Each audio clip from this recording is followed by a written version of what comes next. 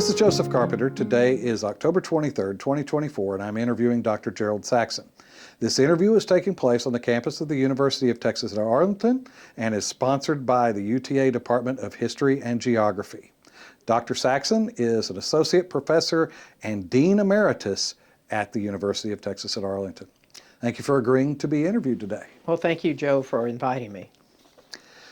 So tell me a little bit about yourself, where you're from, and a little bit about your growing up. Well, I grew up in Beaumont, Texas. I was born January 21st, 1952, so I'm a baby boomer. My mother and father both were from Beaumont. My mother was from Beaumont. My father was actually from Corrigan, Texas, a small East Texas community about 60 miles outside of Beaumont. And I had an older brother, James, and we grew up together in kind of a middle-class neighborhood. We went to public schools in Beaumont. I graduated from high school in 1970, went to Lamar College, Lamar University, which was in Beaumont. I was the first person in my family to go to college and graduated in 1973 with a BA in history, and then went to graduate school at Lamar for my MA and graduated in 1975, and then came up to, it was then North Texas State University, and graduated there with a PhD in 1979. So, what did your parents do for a living? Well, my dad was a bookkeeper, at least initially. So early in my childhood, my dad kept books for a Jack's Beer Distributing Company in Beaumont, Texas. And then he became a captain in the Sheriff's Department of Jefferson County. So when he retired, he was a captain. He was captain of the Civil Division of the Jefferson County Sheriff's Department. My mother, at least initially, she stayed home with my brother and me, but once we got to junior high school and he got to high school, she got a job and she sold clothes at a store called the White House. How interesting. Right. And it was a store that was eventually acquired by Stripling and Cox in this area up here. And she worked until she was 90 years old. Oh my. Yeah. And she loved it. We would see Mother's friends and clients and patrons here in the Dallas-Fort Worth area and at the airports. And so she had a very long history. She lived until she was 98. So she had a nice long life too. Yes, she did. My father passed away at 70. Yeah, that's pretty young. Yes. Considering I'm 72 now, yes, Right. It is pretty young. Right. Well, first of all, how did you choose history as a discipline?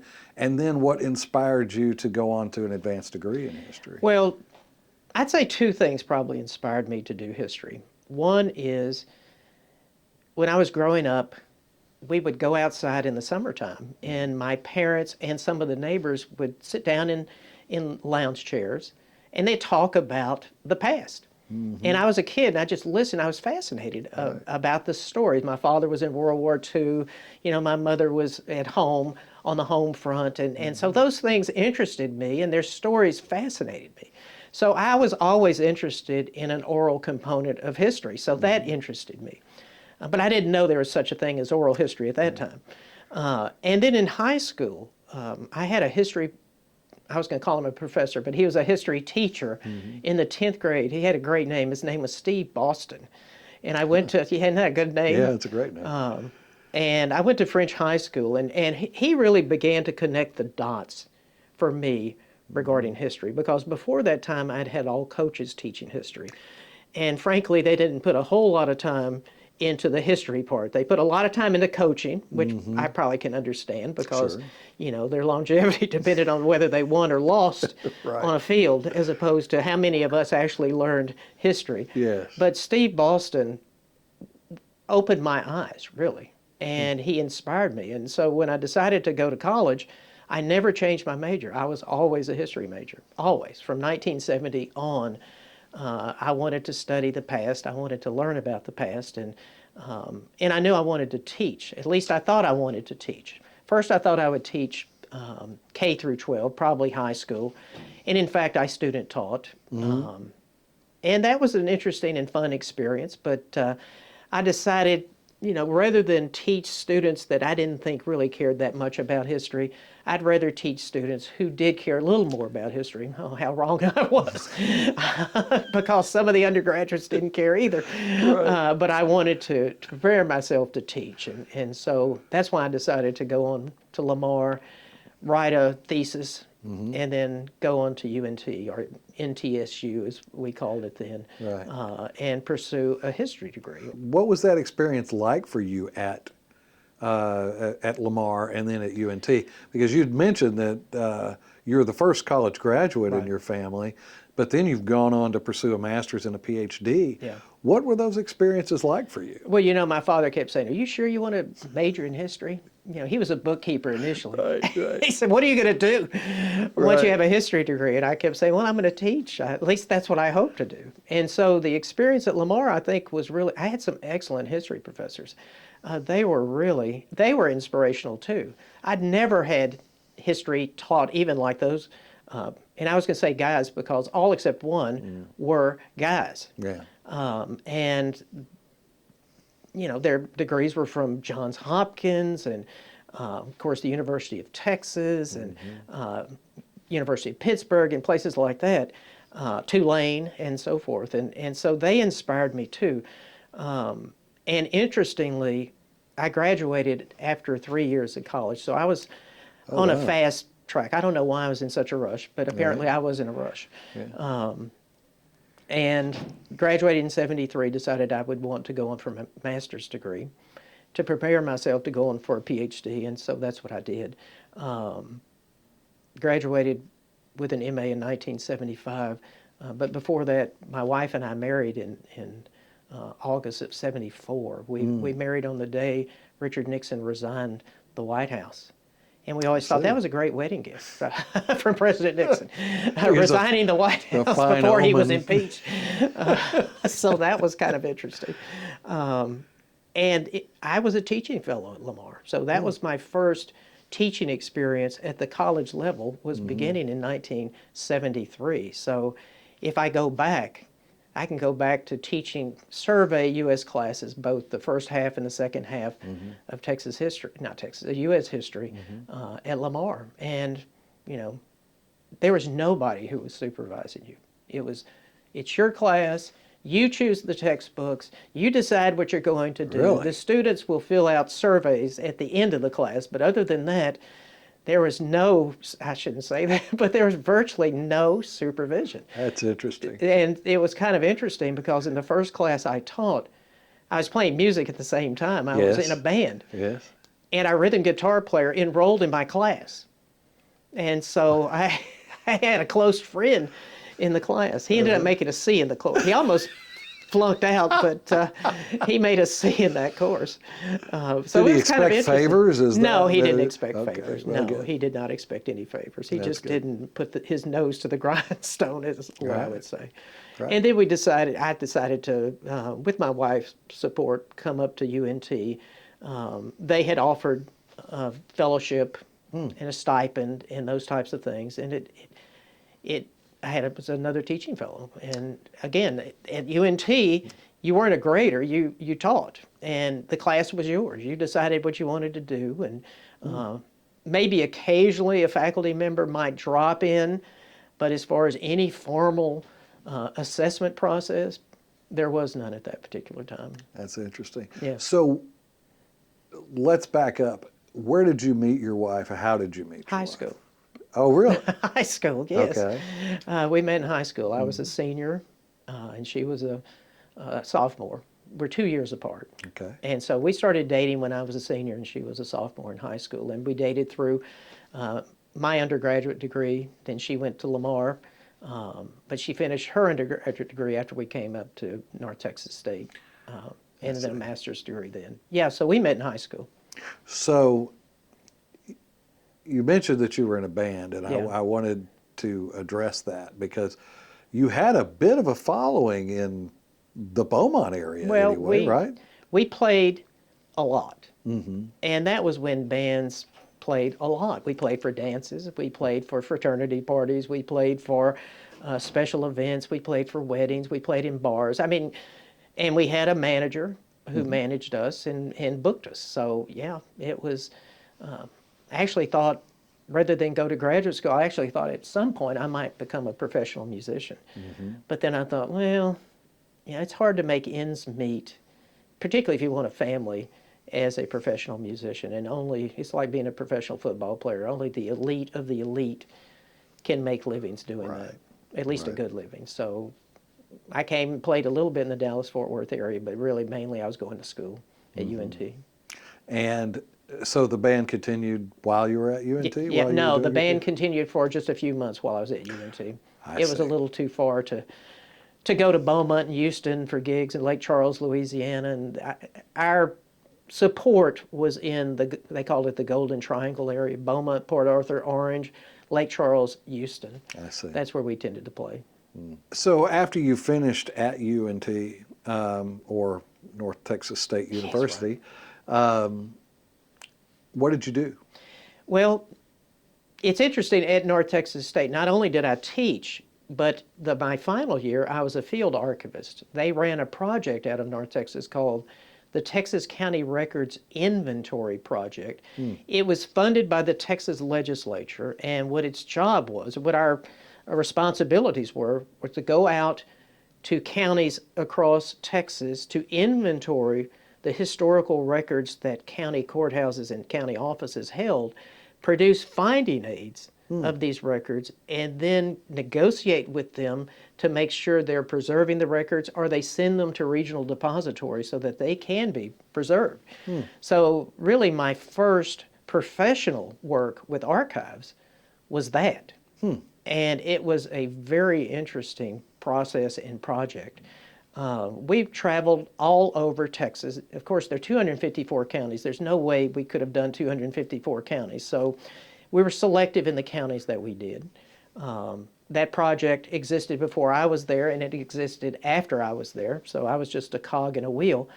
But we had traveled to these counties, and you would find historical records in the worst conditions you could ever imagine. Some under in bathrooms, under commodes, some in warehouses, some just all over. But they were just horribly kept.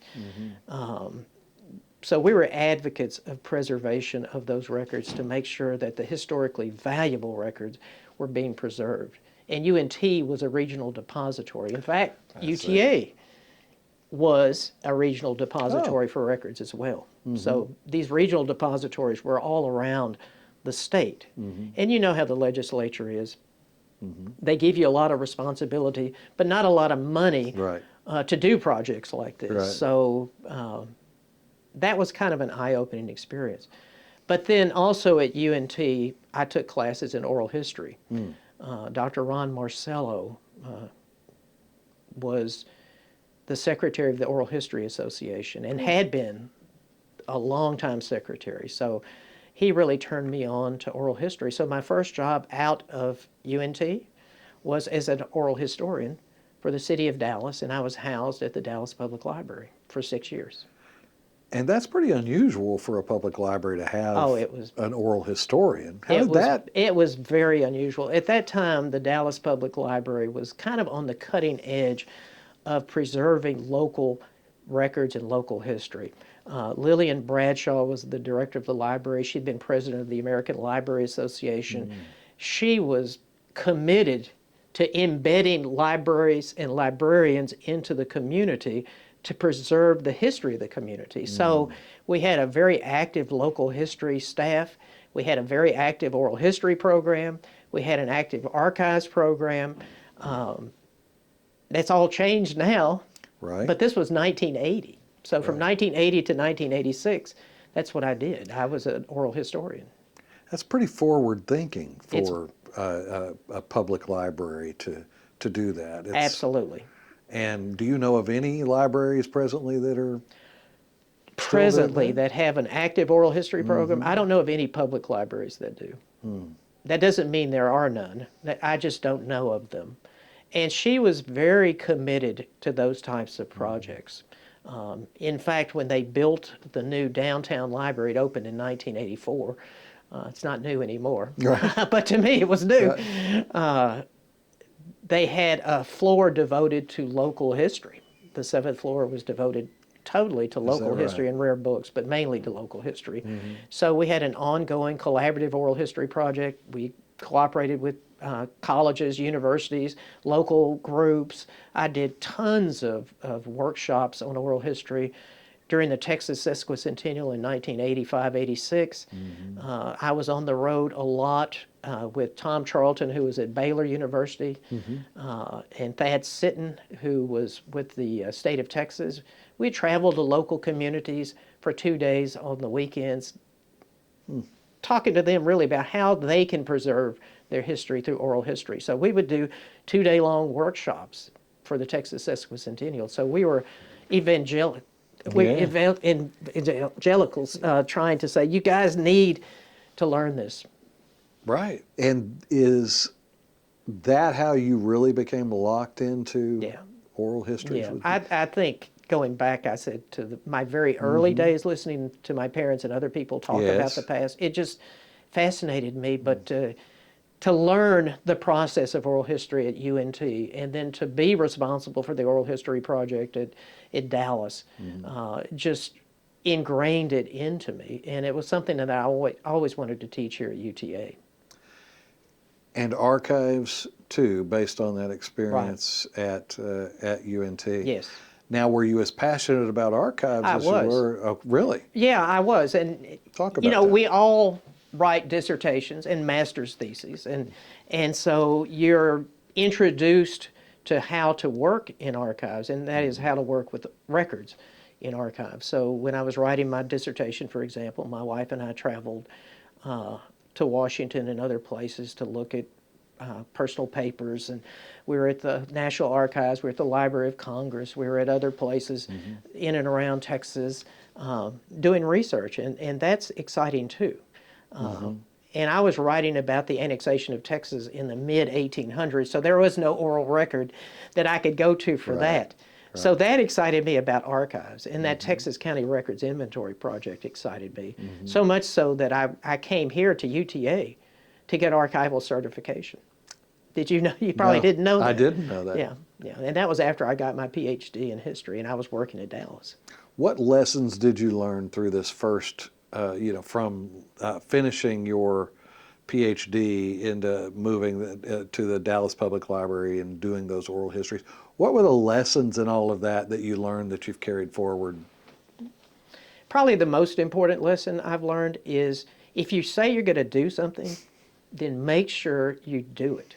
And that applies to contacting interviewees, interviewing them, making sure that what you tell them you're going to do, you do. And then after the interview, the same thing occurs. If you're going to transcribe it and you've told them that, and you told them they get to revise it and review it, make sure it gets to them, make sure they know they're appreciated, make sure they know what their interview is going to be used for. So probably the most important thing is to deliver what you promise. So how long were you at Dallas Public Library? 6 years. And I came here in '86. then you came to UTA. Yeah. And was it Head of 86? special So it was UTA by that Oh, time. yeah. And you came here as head of special collections. Yeah. That's a pretty big jump. Yeah, it was. So how did that come about? Well, that's interesting. I had worked with an archivist at Dallas. Her name was Marcelle Hull. She was hired from Dallas to join the special collections staff. And when the director of special collections left, his name was Charles Colley, Marcelle called me and said, Gerald, you need to apply for this job. And I said, Marcelle, I'm not qualified for that job. She said, no, you need to apply for the job. And so I applied for the job. And I didn't think I'd get to first base, but I got to the finalist, and the interview process was really kind of interesting.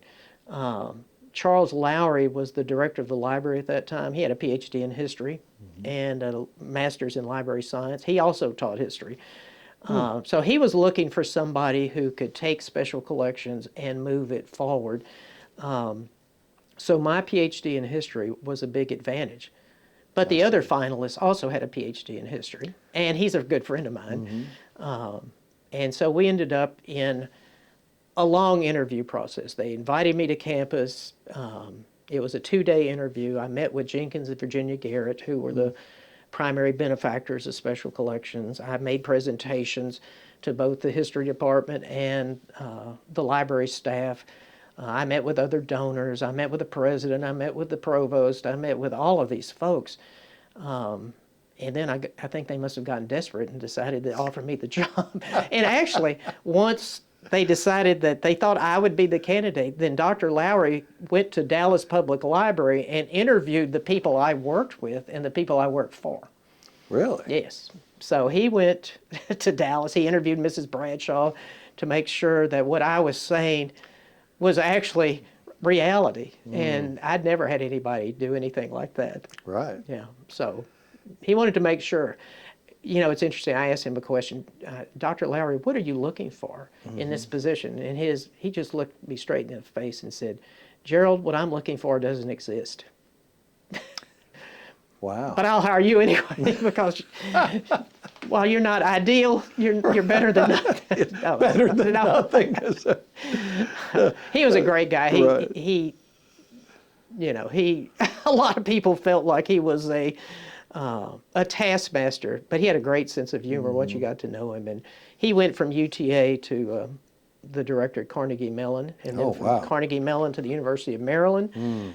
So he was very ambitious, and he was a great guy to kind of study under. How did this move align with what your career goals were? Because this now you've shifted direction. Yeah, I did shift directions, and it was a much broader position. There were 12 staff members in special collections at that particular time and about 10 to 12 students. It really made me kind of diversify my skill set because now as a manager of not just my time, but managing everybody else's time, participating in strategic planning for the library, not just in special collections, but strategic planning for the library.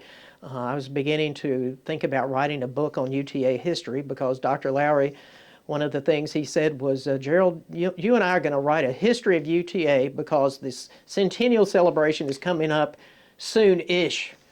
And of course, special collections is the archives for the university. So we were going to do that. Well, he ends up going to Carnegie Mellon. I end up writing the history, but you know, I didn't fault him for that. Right. But the skill set was broader. I became a manager. I became a strategic planner. I had to consider how special collections meshed with other divisions and departments of the library and how it meshed with the university and so forth. So it certainly broadened my skill set a lot. And you taught also. I always taught a class every semester in the evenings, not during the management time period, but always in the evenings. Texas history, archives, archival administration, that sequence. I taught other classes too, but those were the main ones. How did you come to teach Texas history specifically? Well, my dissertations are on Texas history, and I've always wanted to teach Texas history. I had a great Texas history teacher at Lamar, as a matter of fact. That was the one woman, Joanne Stiles, that I had, and she was a great teacher. So Texas history always interested me, and a lot of my publications have focused on Texas history. So I felt I could really do a great job teaching Texas history. And UTA we divided into two periods, you know, Texas history before 1845 and 1845 on, whereas Lamar it was just one long survey class. So which did you, was there a preference for I liked, you? What was the preference? I've taught both. At first I taught almost only the early period because George Green was here. He only taught the second half, and then Dr. Haynes only teaches the second half too. Oh, I see. I mean, the first half. Oh, he teaches the first half, and then I started teaching the second half too. Actually, I like the readings in the second half actually more. The books that I have selected for students over time, I think are more readable for the second half of history. How did you juggle all those responsibilities? That's a lot. Well, I had a schedule that was pretty tight all the time, to be honest. And in the library, you know, one thing librarians and libraries like to do, like everybody else, is they like to meet and meet and meet. And so, Welcome to there academia. Yeah, right. There are a heck of a lot of meetings all the time in the library, outside the library, meeting with donors, soliciting collections, talking with foundations, trying to get money for special collections. All that stuff was happening all the time. But I really enjoyed it. And then at night was my teaching. I kept this separate. This was library.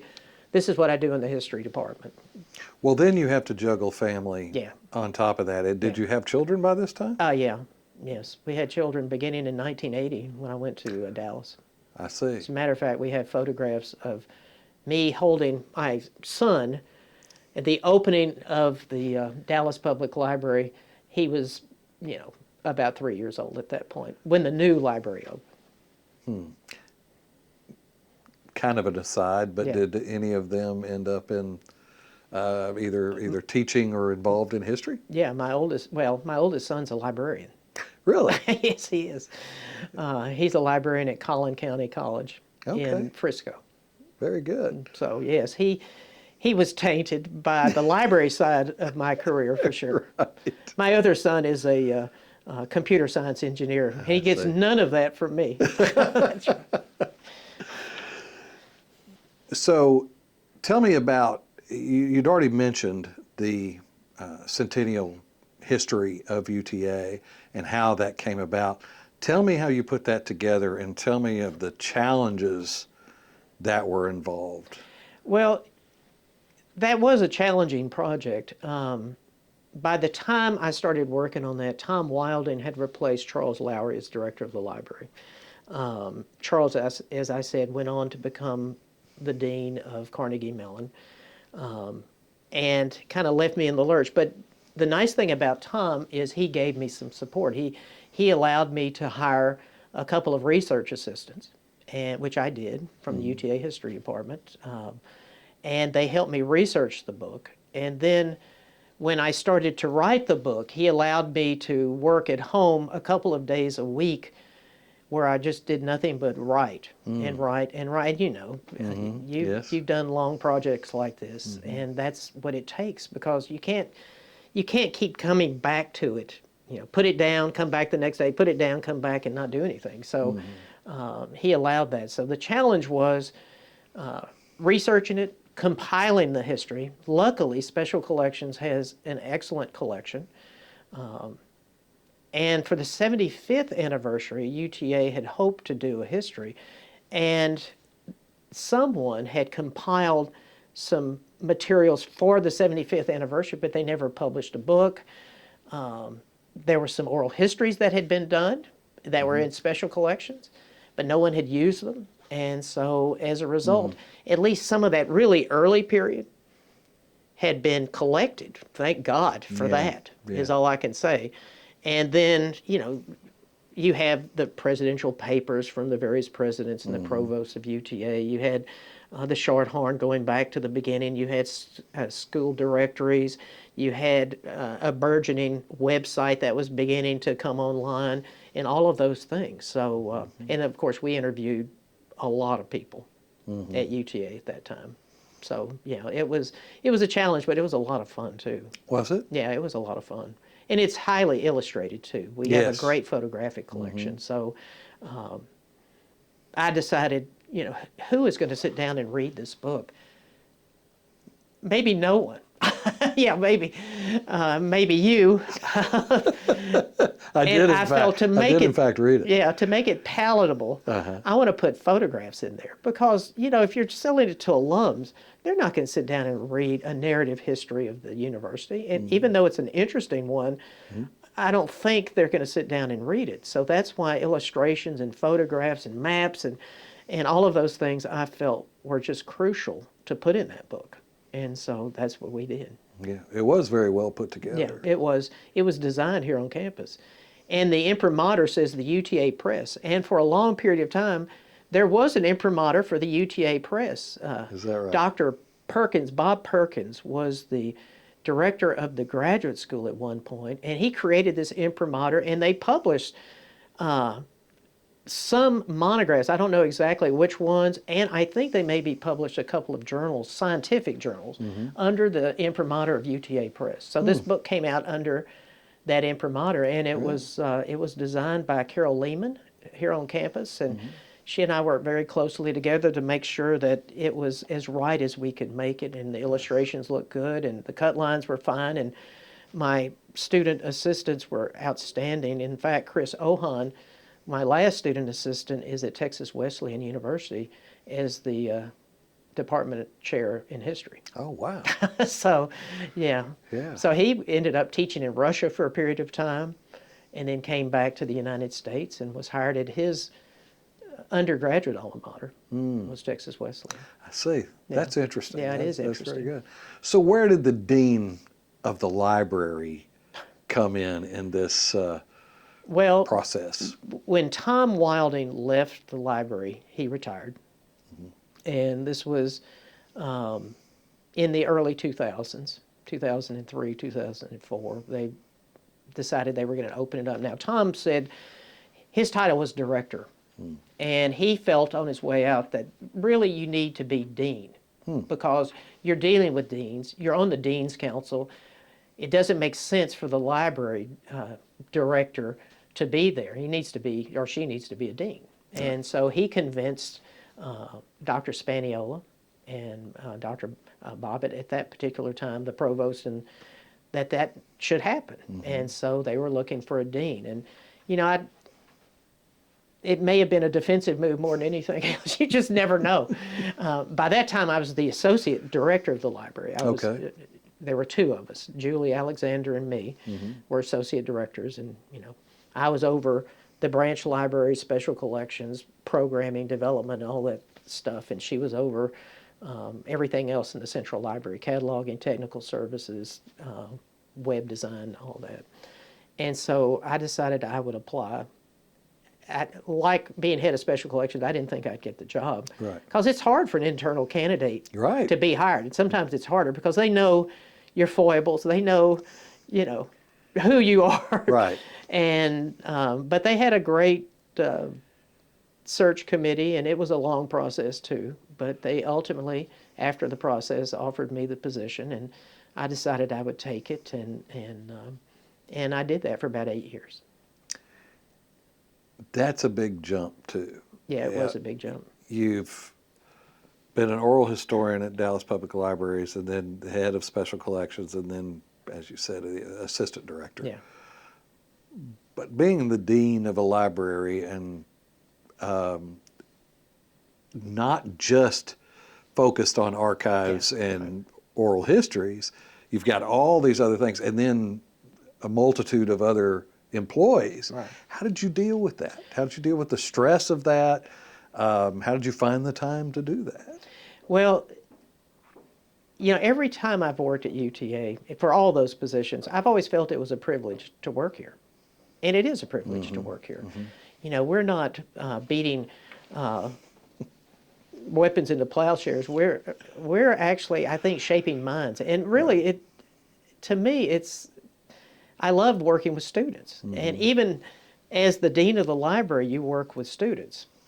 You work across all sorts of platforms and management things.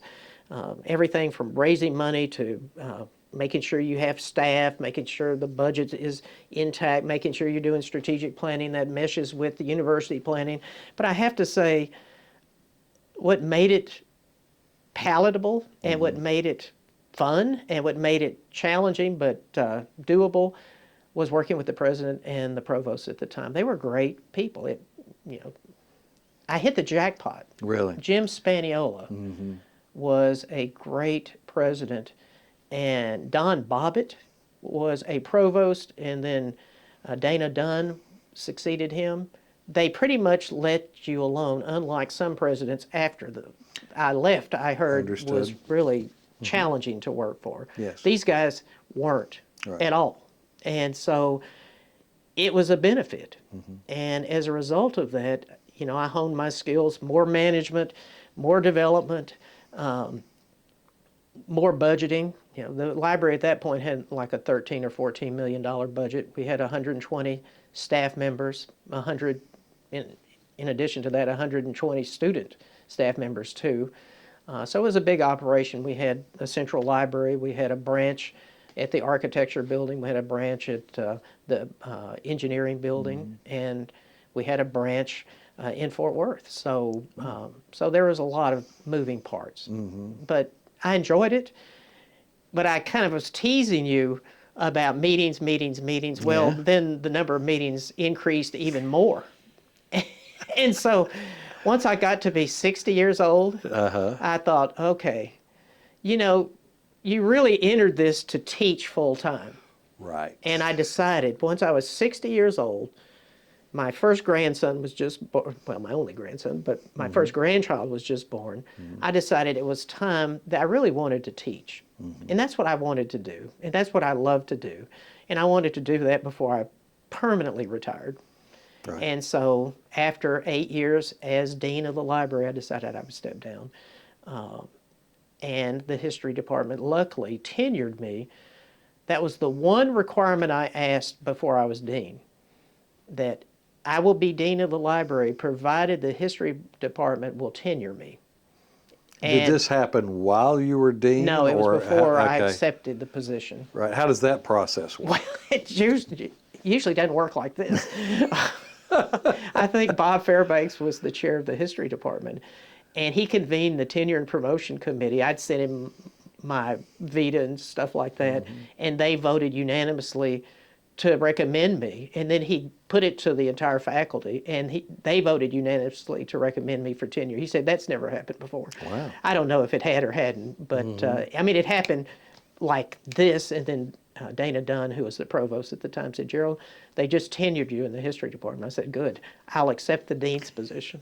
Because I knew I wasn't going to be dean forever. Right. It's not something that I plan to do forever. Because I wanted to teach. And so it was just a bridge. And I loved working in the library. I worked for 25 years in the library. So I transitioned full-time in the history department after a semester off. Took a semester off then? They usually, for deans who are going back to teaching, I see. they give you a semester to kind of prepare yourself I see. and prepare courses. But I'd always taught, so at least those courses I had prepared. Did you have an idea of what courses you wanted to teach? Well, yes. I had definitely an idea of some of the courses I wanted to teach. That's really when I started teaching oral history consistently. And of course, we've always worked closely with the library, special collections, because that's where the oral interviews for my graduate students end up. As you know, you were one of those students. The same with archives. We've always worked closely with the special collections because we use their collections to process. Right. When I took archives at UTA in 1980, my teacher was Dawn Letson, who was the archivist at the DeGolyer Library at SMU. She would come over to UTA and teach the archives class, but as far as the second class where you actually process collections, she would bring examples of collections. So we really never got to process a collection until the practicum or the internship. And so I decided, no, that this is not going to work. Now that I'm at UTA, we can use the special collections as a laboratory for archival, administration and archival processing. So, yeah, that's worked really well. And oral history the same way. And the people who took over for you at the library, there was no pushback? No. No, as a matter of fact, the people who took over in special collections was, I'd helped to hire, so. Okay, all right. So it was good. Yeah, it was very all good. And so going back to teaching then, what was that like for you? Teaching full-time? Full-time. It was like I died and gone to heaven. Really? To be honest with you, yes. Keep in mind, this is what I wanted to do back in I graduated with my PhD in 79. Right. And now it was 2014. And so, yes, it was like, finally, I get to do exactly what I want to do. And I don't have to worry about budgeting and things like that. It was really nice. So it did free up some time. And so, yeah, I loved it. And as I said, I love working with students. You are a student. You're fun. You guys are fun. You are fun. And, you know, and I appreciate students. Not Yeah. everybody's at the same place intellectually, but who cares? My position was always to improve where they are, you know, to get them from their point A to point B and C. And that's how I always viewed teaching. You know, I'm not trying to make at least undergraduate students into historians, and really master's students, I want to get them capable and competent to work with historical records and historical and oral history and things like that. So let's talk about the oral history class and the decision to focus on disability history as a main part of that. How did that come about? Well, I didn't always do that. In fact, when I first started teaching the oral history class, I allowed students to interview whoever they wanted to interview, and they'd still have to interview a couple of people. But the more I thought about that, the more I thought, well, yeah, it would be better if we have kind of the same pool to choose from, because I think you can analyze and assess what somebody's doing a little easier if we're all doing in the same basic subject area. And part of the class, as you know, is assessment. You have to critique somebody else's interviews. Right. And it's a little easier to critique somebody else's interviews when you know at least some of the content and the context of what we're doing. And so Dr. Rose, I know, was dead set on expanding the disability history collection, expanding disability history. She approached me. I thought it was a great idea. And we decided we would focus it on there. And really, for the last many times I taught the class, we focused on disability history, and it built probably one of the largest oral history archives, certainly west of the Mississippi River, that focuses on disability history.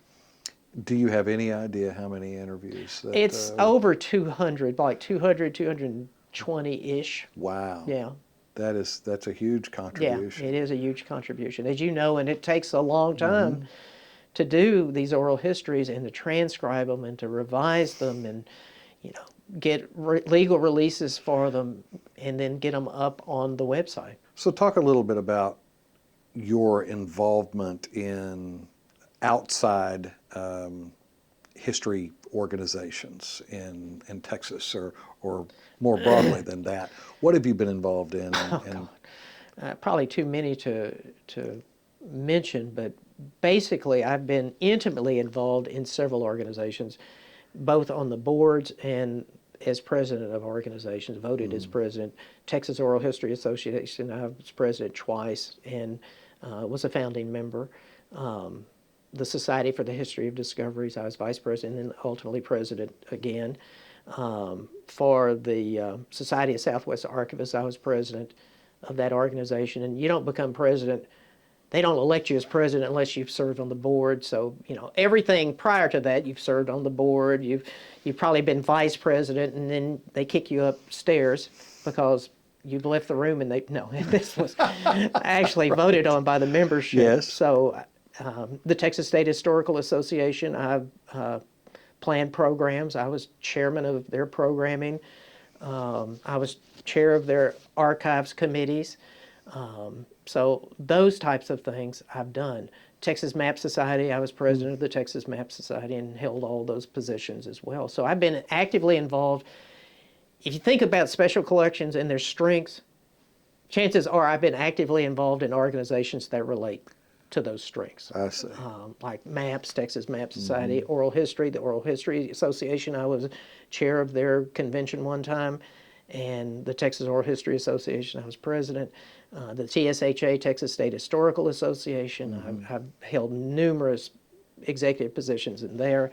So the Society for the History of Discoveries and Maps, I was president of that organization too. So yeah, there's a lot. A lot of outside activities, I like to say. And it's a lot to try to manage those things as well as the other things that you're doing. Did you decide to do those things to advance your career, or did you decide to do those things out of a passion for? It was more the latter. Joe, to be perfectly honest, I didn't have a career path in mind other than I was going to hopefully get a PhD and maybe at some point teach in college, and that was going to be it. That's interesting. Yes. So I wasn't hyper ambitious. But I did take advantage of opportunities, like when Marcel called and said, well, you need to apply. And I said, yeah, Right. no way, Marcel. She said, Gerald, you need to apply. Right. So I applied.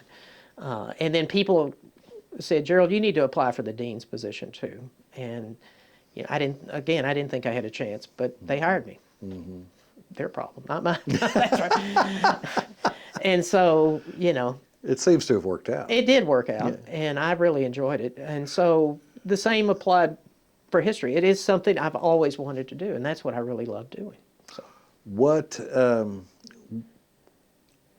what writing have you done? Obviously, you've published articles, yeah, books. yeah. What are you most proud of? Let's just talk about that. What am I most proud of? I guess, since we're talking about UTA, I was proud of the UTA history. That was published in the mid-1990s. Actually, I was proud of a book that several of us professors did not that long ago, well, maybe 10 years ago now. Dr. Busseret, who was the Garrett Chair, Cartographic History, Richard Francavilla, who was the head of the Southwest Center, and then a former student of mine, Jack Grays. We did a book called Historic Texas from the Air. And it was a fascinating book to put together. Jack was a pilot. Okay. And Jack was fairly well-to-do, let me just say that. He had my Texas history classes, and he took some graduate classes from me, too. Okay. And so he and I were beating around this idea, and so he had access to an airplane, and he was a photographer. And so Dr. Francavilla, Dr. Busseret, and I, and with Jack, we'd sit down and say, okay, these are the historical sites we want to document from the air, but we want to make sure that we have documentation of what they look like before 2010, for instance. So we have historical documents or maps and that type of thing. So we selected about, I can't even remember now, maybe 50 sites that we wanted to document, and each one of us wrote about the site and about what happened there, what made it significant, and that type of thing. And the University of Texas Press published that book. And we thought it would be a nice kind of coffee table kind of book, and it got pretty wide distribution. So of the two, those are kind of the bookends. That the UTA history happened kind of early. That one wasn't late, but it was pretty much while I was at the end of my library kind of career. And what you're talking about, these are things that you're the most proud of, but these are also works that are intended for a more broad That's true. consumership, I guess. Right. Did you not write scholarly articles? Yeah, there are. I brought my Vita that you can certainly go through if you want to. Yeah. There are a lot of scholarly articles in there, scholarly edited works that I've worked with and that I appear in too. Many of them are about mapping, particularly mapping the Southwest in Texas and things like that. So I've written quite a bit in that area. And I'm very proud of those articles. And of course, the Garrett lectures that we started, that's something that was very significant in my time in the library, is making sure that, number one, we got Mrs. Garrett's map collection. At the time we got it in the late 90s, it was considered to be the largest map collection in private hands. Wow. And she donated it, and we committed to creating an endowment that would match the value of that donation. That was $1 million, and so I had to raise $1 million for the library, which was something I was very proud of doing. Yeah, wow. And have done it. And then her collection ended up, and we started the lecture series. And I had an article in the first volume of the lecture series, and of course edited that with Dr. Reinhardt's, Dennis Reinhardt's, who was in the history department, now retired in Santa Fe, New Mexico. So yeah, I'm proud of those types of publications too. Did you have a preference though? For what? Writing for a more popular? I would prefer writing for a popular audience, to be honest with you. Why? And every time I would select books for my students, these would be popular books. Every time. Particularly undergraduate students. Well, always undergraduate students. Because, most of those students aren't history majors, and I wanted to engage them in history written for the masses, to be honest. And I know this can be sacrilege to some people. But I think for undergraduates, and I've times have them read fiction. I've had them read all sorts of books. Friday Night Lights is a book I have them read in the second half of the Texas history class. Wow. Because it's not just a book about football, it's a book about misplaced values, and it's a book about, prioritizing the wrong things in society, and it's a book about Texas race. culture. It's Texas culture, it's football culture, it's all of those things that 1988, which is what the book is about, and it resonates with students. And I've had them read Black Like Me, which is written by a Texan and who lived in Mansfield and was run out of Mansfield shortly after the book was published for a period of time. So, these are books that aren't scholarly, Right. but they do capture students' attention and they engage them. And that's really, I think, what education is about. It's engaging students and hopefully motivating them to see the world in a different way. In your time as teaching, let's just talk about teaching for a minute. In your time teaching, what changes have you seen come about in not only in the way that you taught a course, but in the way that students understood the course and participated in the course, et cetera? Have there been a change over that period of time? And if so, what was it? Well, the change that just jumps to my mind is the change of technology that is now pervasive. And I remember Dr. Bob Witt, who was the president of UTA, after the Ryan Amaker kind of disaster, and he was kind of run off campus, but he used to say, high technology when I was teaching was colored chalk.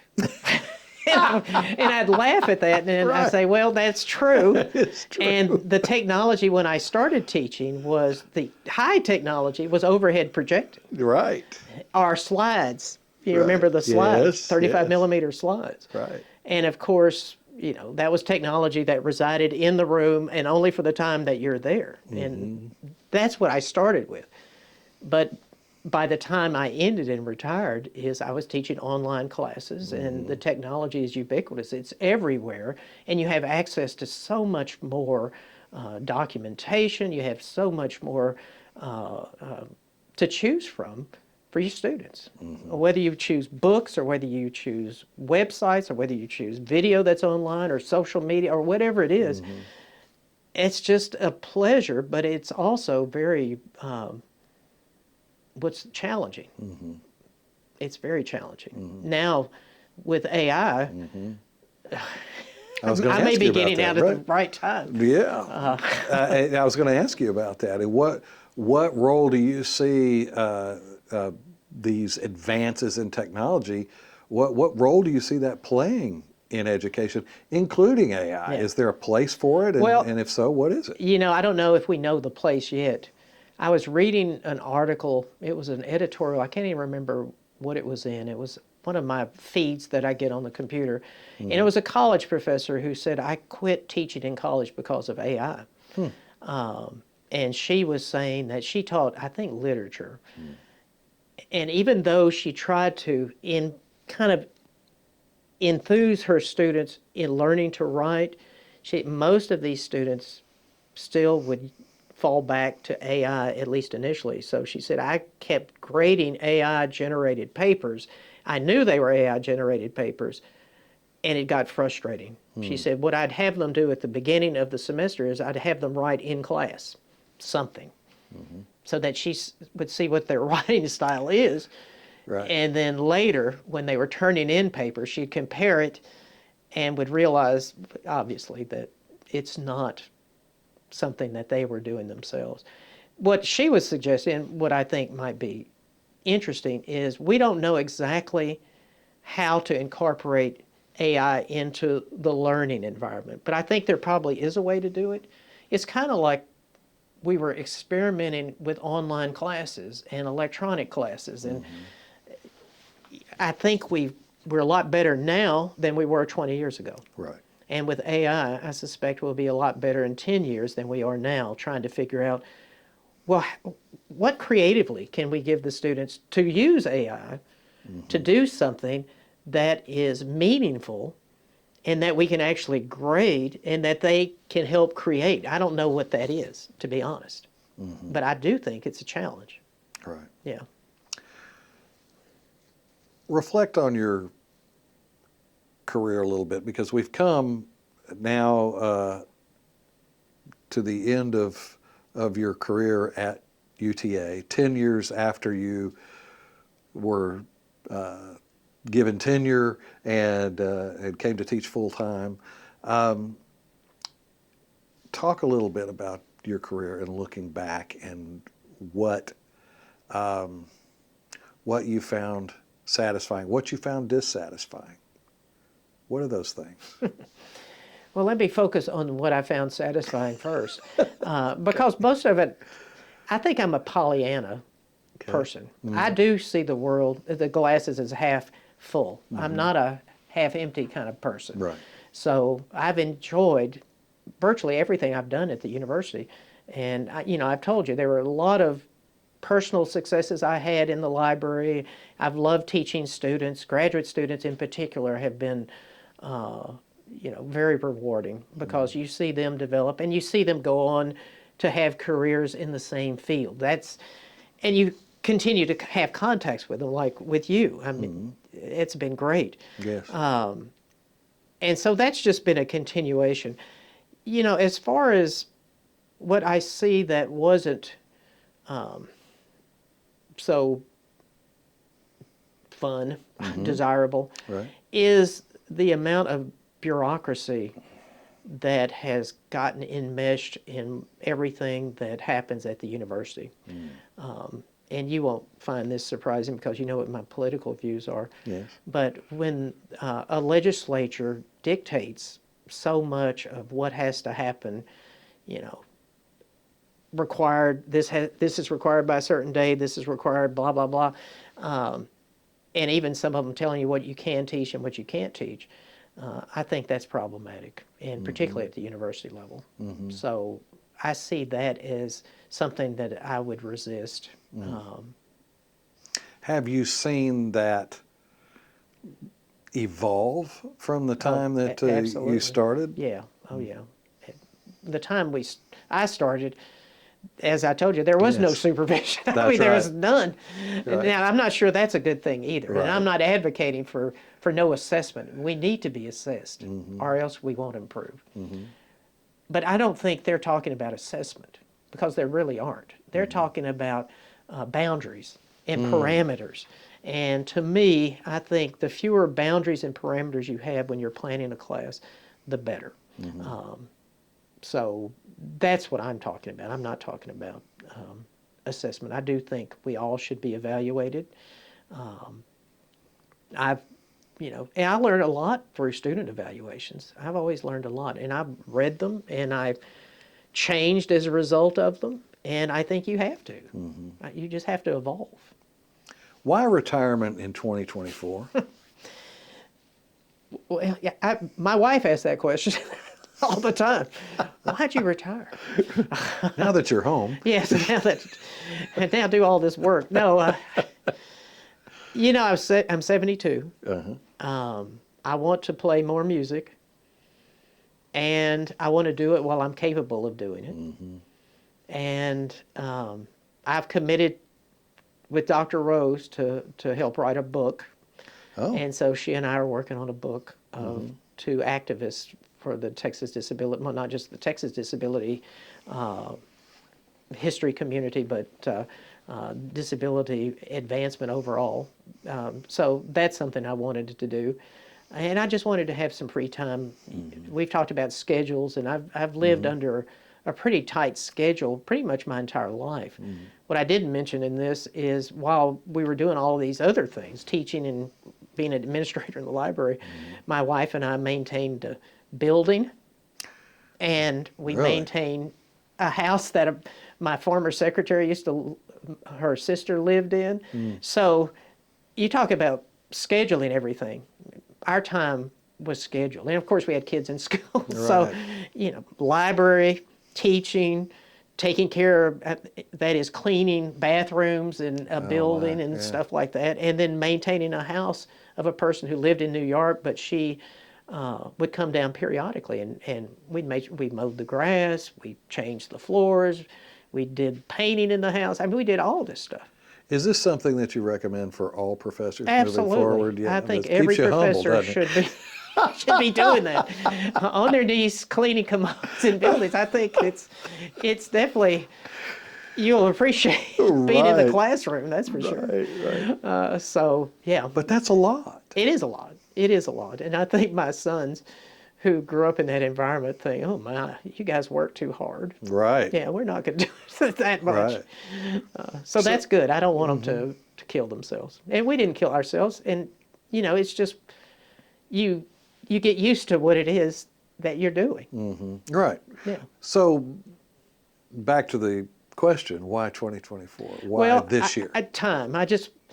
I realize the time in front of me is a lot shorter than the time behind me. Fair enough. I realize I want to do these things. I want to have some free time where I'm not thinking about students all the time. The first thing when I come in is not to turn on the computer and to think about what I'm talking about in class the next day or grading all these papers and that type of thing. So it's really time. It's time. And I told you my dad had died when he was 70 years old. Yes. I'm 72. Right. And so you just never know. Though my mother was 98.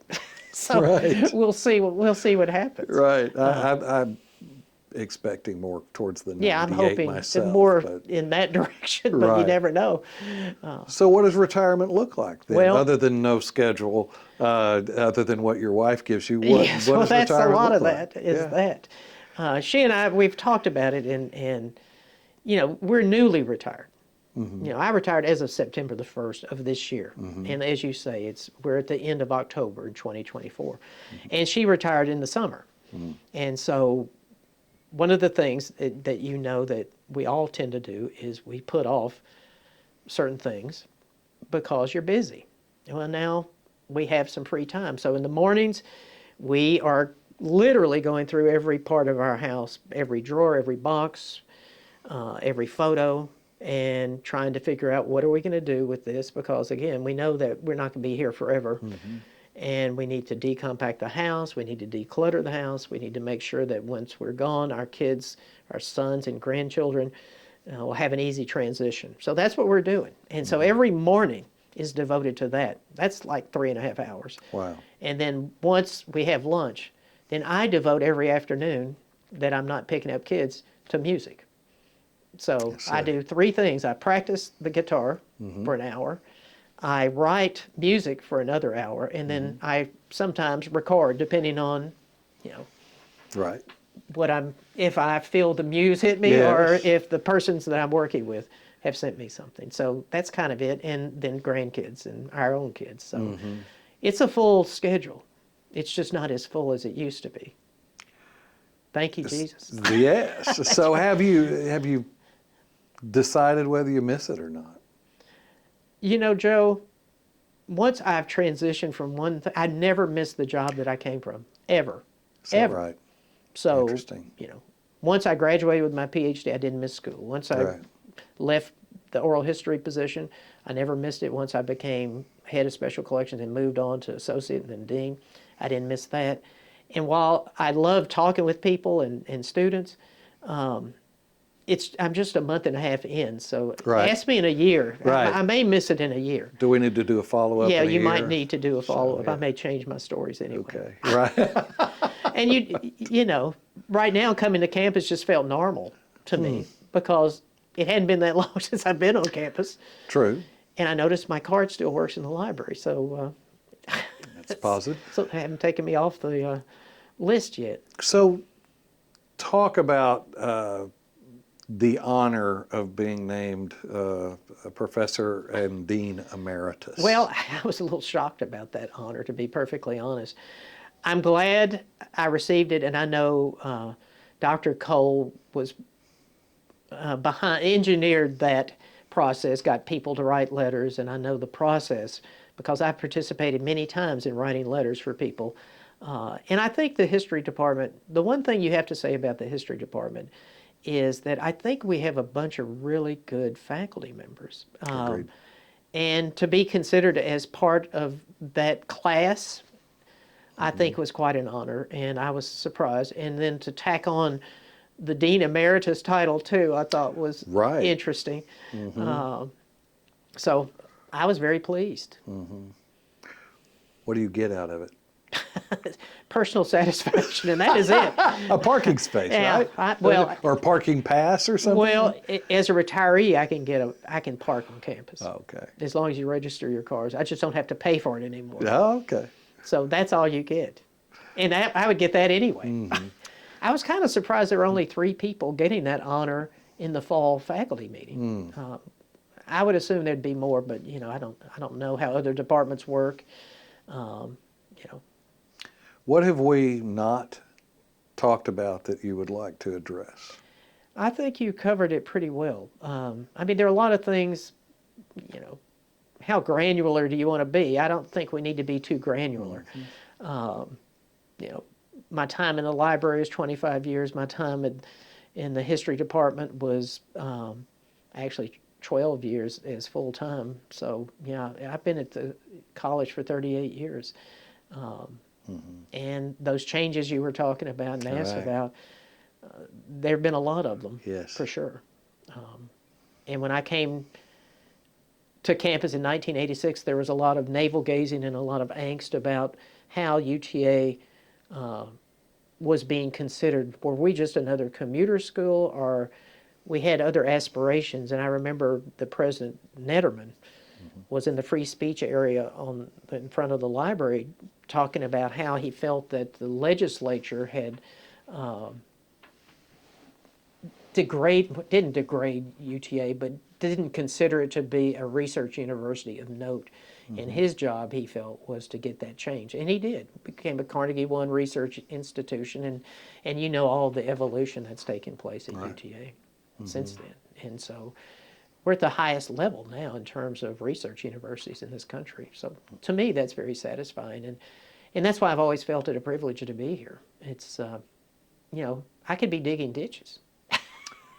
Right. I could have been digging Right, ditches. right. Right. Working in the coal mines. Yeah, working in the coal mines or taking care of these buildings full time as So opposed true, to just, right. just one at night. Right. That's different. Well, I want to thank you for agreeing to do this. You have impacted so many people Yeah. throughout your career. And, it's funny that everyone that knows you, that has worked with you, worked for you, worked, been a student of yours, they all speak extremely highly of you and of your impact and influence in their lives. And that says a lot. Now you'll make me weepy. It says a lot about the person that you are, Well, and the path that you've taken and the approach that you've taken in teaching. So I want to say I am grateful. I wouldn't be here today if it weren't for you. Well, I am so pleased to hear that, and I know you're grateful, and I appreciate it, and you're doing a great job here, and you've done a Thank great you. job at every job that I know that I've seen you do. Yes, thank you. So, good luck.